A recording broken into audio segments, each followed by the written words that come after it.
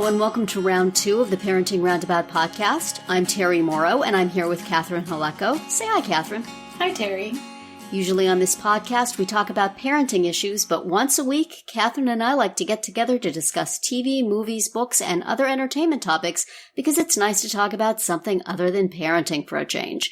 This week, we continued our West Wing watch with the episode Transition. We did not wait for the West Wing Weekly podcast to do it, because who knows how long they're going to stretch this thing out. I wanted to watch that episode, so we watched it for this week.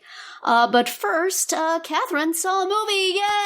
Oh my gosh, I did. You saw something new and trendy. Yes. During the Christmas vacation, I went with my husband and son to see Star Wars. Ooh. Subtitle, whatever the new one is.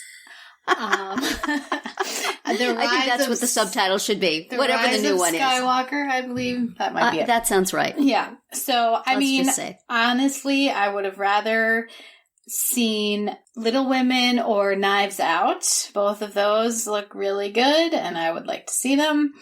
But, they were going, and so I thought I would be social and do a family thing and go with them. And it was fun. Had you seen the other ones? Yes. I'm pretty sure I've seen all 9. I mean, I definitely saw the 3, the very beginning ones. The ones that are now the middle ones. The middle ones, yeah. And then I definitely saw at least 2, possibly 3 of the first 3 that came out in the middle batch.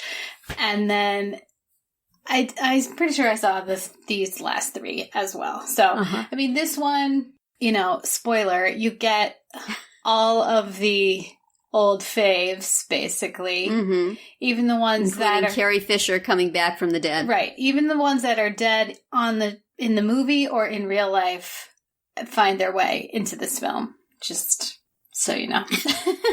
And some of them fare better than others. Like Mark Hamill is like a really good sport, and he it's fun that he's in these movies, but I don't know what happened to his neck in the time since he's been gone, because it's really not there at all. I don't. It's disturbing, honestly. Like, I couldn't stop looking at that. This is what happens when you play with the Force for too long. It just compacts you. It was like too much. Eventually, you're Yoda. Too much blue milk or something. I don't know. So.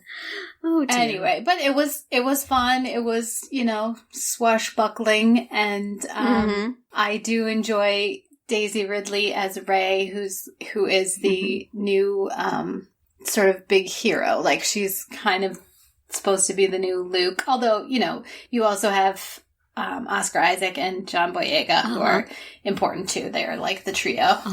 But they set it up as Rey is kind of like the inheritor of the mantle.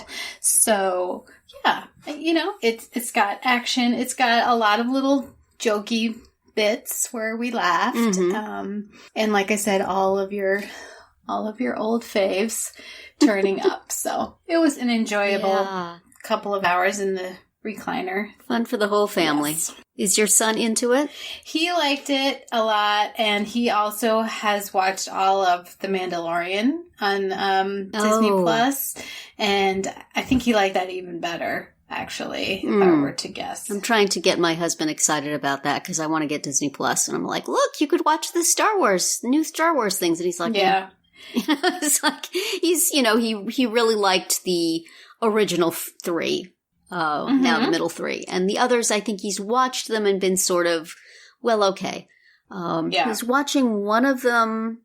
Actually, I think it was one of the first 3, the second 3 in our chronology, the first 3 in their chronology. One of the ones with Natalie Portman.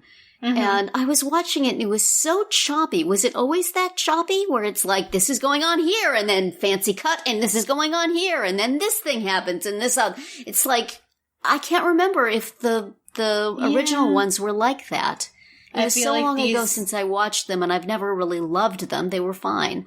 Yeah, but I think these are a little more in that vein, especially when in these newer ones, there's like this mind meld situation between Rey and the Adam Driver character, and where they can like be in two different places, like different planets, but talking to each other and actually fighting each other. Oh man. And it's that can be very hard to follow. Yeah. I kind of felt the need to say, what's happening here? Who are they? Are they good or bad? Who's what's going on here? And so I finally just, you have to let art wash over you and just, checked out at some point because it's just too complicated. But, good for them getting it all 9 of them in here. And I don't imagine I'll see it unless it's playing on my TV at some time in the future. Unless you get Disney Plus. Yeah, I guess. But yeah, then it will be playing on a TV at some time in my future. But my husband doesn't seem to have any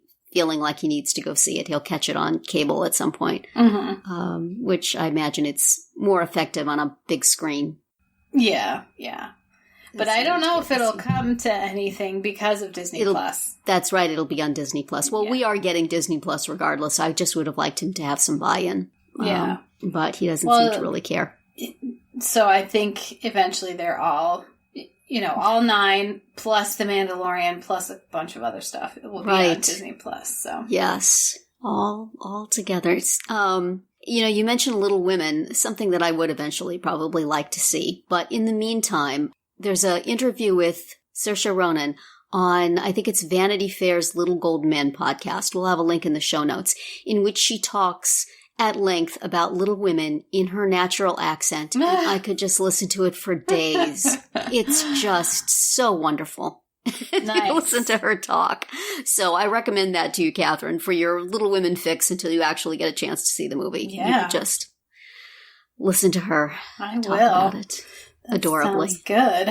Well, moving from a galaxy far, far away to a galaxy somewhat closer, we watched the, 4th from the last episode of The West Wing. Yes. And one of the things that I was amused by right at the beginning was the credits, because these are the people who are in the credits for this episode. Alan Alda, who is not in the episode. Kristen Chenoweth, who was not in the episode. Allison Janney was. Joshua Malina, not in the episode. Mary McCormick, not in the episode. Janelle Maloney, in the episode. John Spencer, for obvious reasons, not in the episode. Classy, they're keeping them in the credits. Bradley Whitford, Jimmy Smits, and Martin Sheen, who are all in the episode. And it's like, I wonder what the contractual thing is that got 4 people who are not in the episode in the credits. Right. It's weird. It is. So I'm like watching this and going, what show is this credits for? And I was also thinking of how many people in these credits were not in the show when it started. Yeah. I mean, Janelle Maloney was in the show when it started, but she was not in the credits. So that was a little time bump. But there are many, many good things for us to talk about in this episode. Many things I loved in this episode. The return of Sam! Yeah. And Josh and Donna finally getting on a plane to go talk about their relationship so we can stop listening to them talk about how they need to talk about their relationship. Yay! And, Santos and Bartlett playing a little geopolitical sleight of hand there between the two of them. Good for them. But my absolute favorite part, the reason I remember this always, is Helen Santos asking Donna to be her chief of staff. How much did I love that? That was like, and she's looking at Donna like Donna is this competent person she's seen do all sorts of things. It's not like she sees something in Donna. She sees Donna as already there. Yeah. And Donna still sees herself as not. And she's like completely floored. But it's perfect. Yeah. I loved how she just had, Helen said something about like, well, what does a first lady do or something like that. And Donna was already like, you can be this kind of first lady, you can be that kind of first lady, you can be something in between. Like, she was totally ready with that answer. Yes. Donna is there and Helen sees it and Donna will now see it in herself. And I just love that. That's the sort of thing that makes me wish this show had kept going on, because I would have loved to see them as a team. And I thought that was so wonderful. And also that this is the eventual outcome of the scene where Donna says to Helen, hey, no one told you to put on thong underwear, lady. Suck it up. Right. And that is the seed from which this future professional relationship has grown. It's just wonderful. So I want to get that appreciation for that scene out there right away. But Sam, did you know that's what was going to happen there at the beginning when Josh was walking into that office? Well, once he walked in and it was like, you know, the total repeat of this scene from whenever that flashback was to the first part of the campaign. Shadow of Two Gunmen, I think. Yeah, then I knew. But not while he was like on the plane and like arguing with his driver and stuff. Yeah. But once it was like, here's a boardroom and he's going to interrupt this meeting, I was like, oh, Sam. Yeah, Rob Lowe couldn't make it for the funeral, but he got in there before the end of the series. Right. Yes. So that was exciting. Although, honestly, okay, is this crazy? But does he want to be Josh's deputy? I mean, aren't they sort of equal in terms of experience? Like, I feel like he should have said, no, I want to be director of communications. I don't want to be deputy chief of staff. That's true. That is kind of weird. Although I remember there was an episode where Sam had to be Josh for a day and realized how much more Josh knew about how to do this stuff than he did, but he sort of wanted to be that person. Okay. He wanted to be able to do that, so I'm just going to think that that's what was going on there. Yeah, that makes sense. He's getting in the room, and he's now going to be doing that sort of thing as opposed to going back to what he used to do at just a higher level. Right. I want to imagine that he takes Otto under his wing.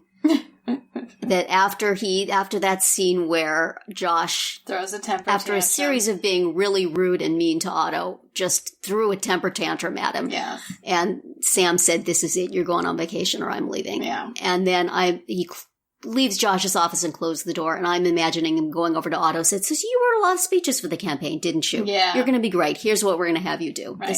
I extended that scene in my head to that, but I did like having Sam back, and the way he handled Josh. Yes. Is just knew exactly what needed to be done. And also that does, foretell that he could do the chief of staff job. Yes. Because he staffed Josh.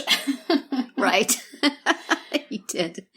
That was very good. So, and I liked at the end when they're in Santos's office and Santos says, "If it didn't involve a motorcade, I would drive you to the airport myself." And Sam got such a smile on his face, like, yeah, this guy gets it. I'm going to be able to work with him. Yeah, that was a great line. That was wonderful. So off they go on a plane, and I'm very happy about that, except that whoever wrote the line of dialogue of Donna sitting down next to him and saying, "May I just say a truly excellent notion," what the heck?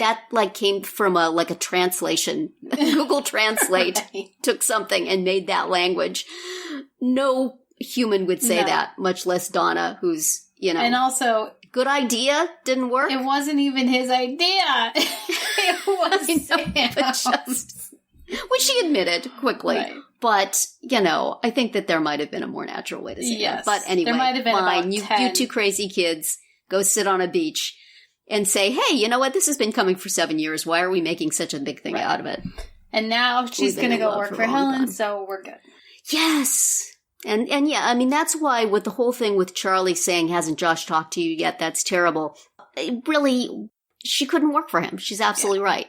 There's no way that would work. So how wonderful that she's gotten her own, place in the administration. We're assuming she's going to say yes based on this episode. Right. But, for her to have her own place, her own power base. And one could imagine many amusing future plots, because there was some friction with the First Lady's office. Right. In the Bartlett administration. So how fun that the two blonde ladies will be united. And what else? I really enjoyed this episode, and it was funny because I watched it on our Netflix-enabled TV, and my husband was in the room, and usually he's not interested in this stuff, but he watched the whole thing, I think just for the novelty of, hey, here's an episode of West Wing that has almost nobody I recognize from being in the West Wing. So, that's good. And Nancy McNally made a final appearance. Good for her. I'm not sure it's the final appearance, but she made an appearance. Right. Happy to see her. Hutchinson can go away now forever, but happy to see Nancy McNally. Yes. And enjoyed Santos sort of giving them all the, like, you very clearly not being Bartlett, who has no military experience. Yeah. Very clearly being a guy who knows what they're talking about, and making sure he's they going to call know them on it. that he knows. Yeah. Did you? I mean, I knew from having seen it before that in the end, Santos and Bartlett were in cahoots. I didn't know that, no, until they had their scene together. So that was a nice reveal there. Yeah, that was great. Well, we're nearing the end. I know. Going up to the 2 more episodes and then the inauguration. Right. So the next 2 episodes are also very good. So I'm happy with this last 4 and eager to get to it and not wanting to wait for the West Wing Movie Podcast to do whatever they're going to do. Right. Come on, guys. Let's get So next week we are going to forge on with our independent viewing of the West Wing. Yes. With The Last Hurrah. And also The Good Place is coming back. Yay! Yay! So we will watch the episode You've Changed, Man, is what Google says it's called. Okay. But that is going to be it for today's Round 2. Please subscribe to our Parenting Roundabout podcast so you won't miss any of our episodes. We have something new for you every weekday. As always, you can find recaps, links, and an opportunity to comment on our website at parentingroundabout.com. Goodbye, Catherine. Bye, Terry. Goodbye, everybody.